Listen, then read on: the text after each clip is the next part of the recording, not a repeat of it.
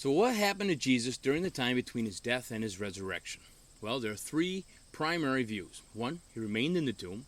2, he went to heaven. Or 3, he went to hell. Well, which is it? Well, let's let the Bible alone decide for us through Scripture. First of all, let's dismiss the idea of Christ remaining in the tomb. This is not what happened. There are those who subscribe to a false Bible teaching of a doctrine called soul sleep.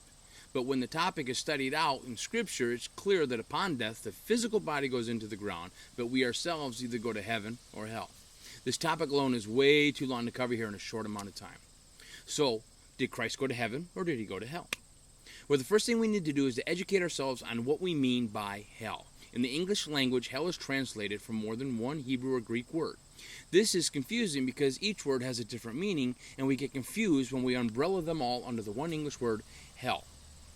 So the first thing we need to understand is that hell, the hell that exists today, is only temporary and is not the everlasting fire or Gehenna that was prepared for Satan and his angels in Matthew chapter 25, verse 41. What we call hell today will one day itself be cast into the lake of fire. This is what the Bible refers to as the second death in Revelation chapter 20, verse 14. So what we need to then realize is that the word hell is sometimes translated from the Hebrew word Sheol and sometimes from the Greek word Hades. And both of them need to refer to the same exact place. Now sometimes, for example, in the Old Testament, the word grave is translated from the word Sheol, and sometimes it's translated from the word Kabir. Now when we look closer at these two terms, Sheol versus Kabir, when translated as grave, the word Sheol is never mentioned or used to show a location on the face of the earth, whereas Kabir does that over 30-some times. No one in Scripture is ever referenced to having their own personal Sheol, but there are mentions of people who do have their own personal Kabirs when we're still talking about the word grave. So in Scripture, when a grave is dug, it's a Kabir, and it's never a Sheol. So what does this mean? It means that Sheol, or Hades in the New Testament, is in fact a place of the dead. It is broken up into at least 3 different areas.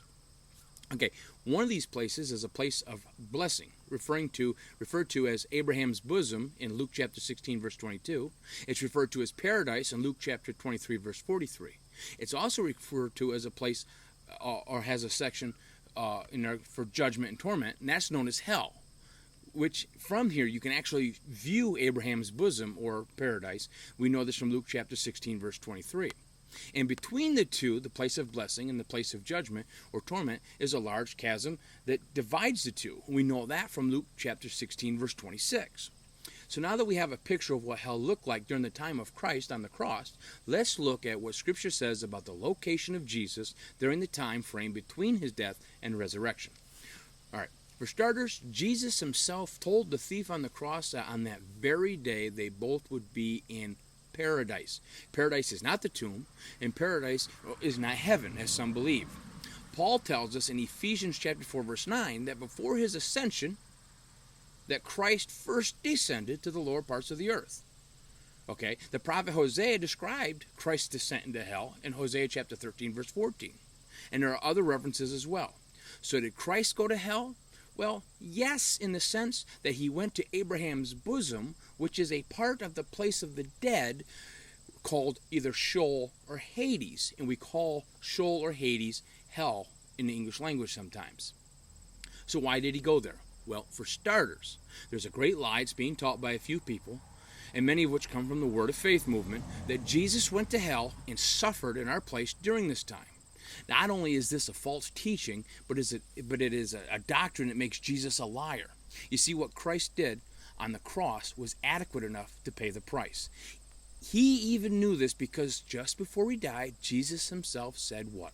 It is finished. If a few days of suffering and torment in hell were a requirement, then Christ would have lied when he said it was finished, because it wasn't finished.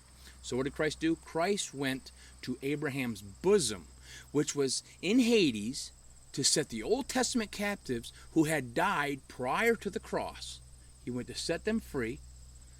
In Ephesians chapter 4, 8 and 9, we know that before Christ ascended, he did this. He first he went and descended to the lower depths of the earth, and then he set the captives free. He brought them out of captivity.